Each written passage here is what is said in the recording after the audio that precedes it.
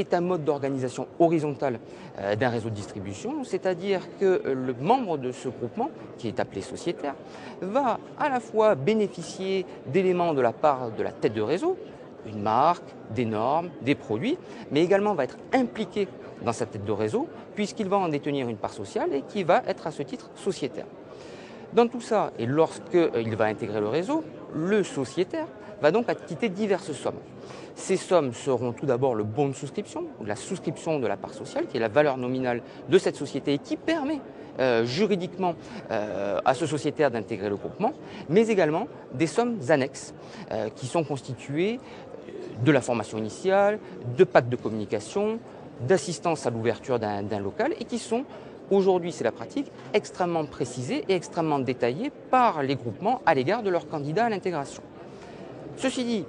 un parallèle doit être fait avec ce que l'on retrouve dans des modes d'organisation verticale, comme la franchise ou la concession, où là on parle de droit d'entrée, très spécifiquement, et ce droit d'entrée qui est en revanche globalisé, c'est-à-dire qui n'est pas détaillé, mais qui est globalisé en matière d'organisation verticale, et qui comprend exactement les mêmes choses, mais avec une somme qui, elle, est généralisée, et prévoit effectivement cette possibilité, ce droit d'intégrer le réseau, également la formation initiale, également diverses assistances à l'ouverture, mais dans un socle global et commun qui est appelé le droit d'entrée. Alors, il n'y a pas de plus ou de moins dans un sens ou dans l'autre. Et chacun doit bien réfléchir et doit bien analyser les contreparties au paiement de cette somme, qu'elle soit droit d'entrée ou qu'elle soit bon de souscription,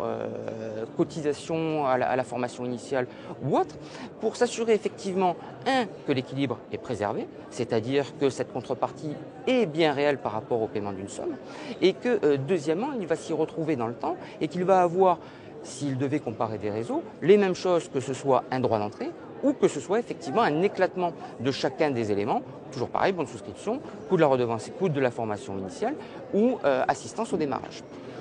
En ce qui concerne les groupements eux-mêmes, dans leur réflexion, rien ne leur interdit